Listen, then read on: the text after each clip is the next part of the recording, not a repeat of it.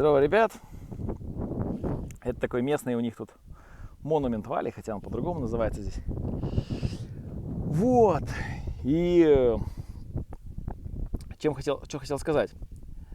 Вот с людьми общаюсь, и часто люди такие: да нет, у нас вот все по-другому. У нас вот в Украине вот так вот все тут не так, как у всех. У нас вот там 30 миллионов человек, да, вот 10 миллионов живет в столице там или 5. Ну не, вот у нас вот не так все. Или приезжаешь в Москву, там что-то они: ой, вот ты знаешь, я студент, а у студента вот по-другому, вот у студента все. Пипец, блин, в Москве 100 тысяч студентов, если не миллион, да, там, ну 100 тысяч. Ну, там какие под полмиллиона. И нет, у них все по-другому. Пытаешься что-то говорить, там, такой: нет, ты не понимаешь, вот в Калининграде специфика. Вот это, вот, никак. Пытаешься продать какую-нибудь услугу, там, сайт, например. Ой, ты просто не понимаешь нашего рынка. И я вот почему задумался, почему люди так говорят. Я как-то услышал на лекции Мороза, что он то же самое говорит, что люди вот очень часто любят такое говорить. Что, мол, что у нас все по-другому, говорит, директор он в Москве, блин, в Москве там 500 000 директоров. Ну, этого все по-другому, нет, у нас в компании все по-другому.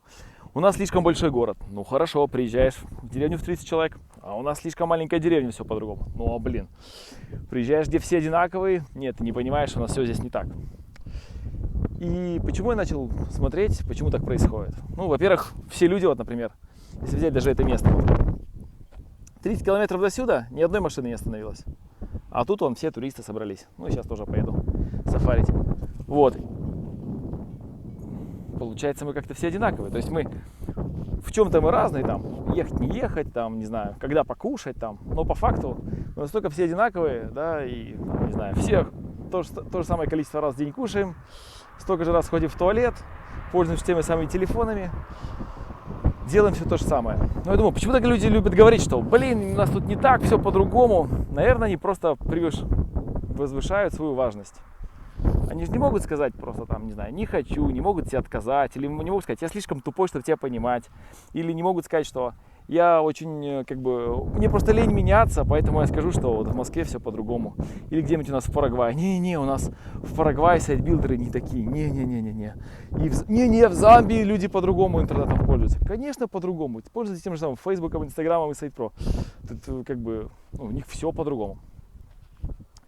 Просто вот смысл всего этого, что в следующий раз, когда он будет втирать, что у нас все по-другому, просто воспринимайте это как эмоциональную такую отмазку. И людям просто нужно как-то красиво отмазаться, они не знают как. О, кстати, вот там, по-моему, соленая речка. Надо сейчас туда съездить. Ой, чуть-чуть, что-то у меня фокус. Вот там, по-моему, солевая речка. Когда озеро высекает, соль, может быть, или просто утрамбованный песок. И вот там тоже. Сейчас надо туда съездить. Вот. Вон оно, по-моему. Я вот не знаю, это соляное озеро, кто-нибудь подскажет? Или это просто тень так падает? Потому что где-то должно быть соляное озеро. И не могу его найти. А то, знаете, уеду в пустыню, застряну. Джип все-таки хоть и 8 скоростной, но... Вот. Поэтому... Вот, кстати, кусочки соли. Поэтому каждый раз, когда нам говорят: ой, это ты понимаешь, ты не знаешь, какая у меня ситуация, или там я слишком молодой, или у нас тут в Клайпеде, или у нас там в Москве, или у нас там в Китае, у нас там в Японии, у нас там в компании, ты не понимаешь культуру, короче, ты просто люди нахрен ничего не хотят делать. Вот и все. Все, ребятки, удачки и до скорого. Вот.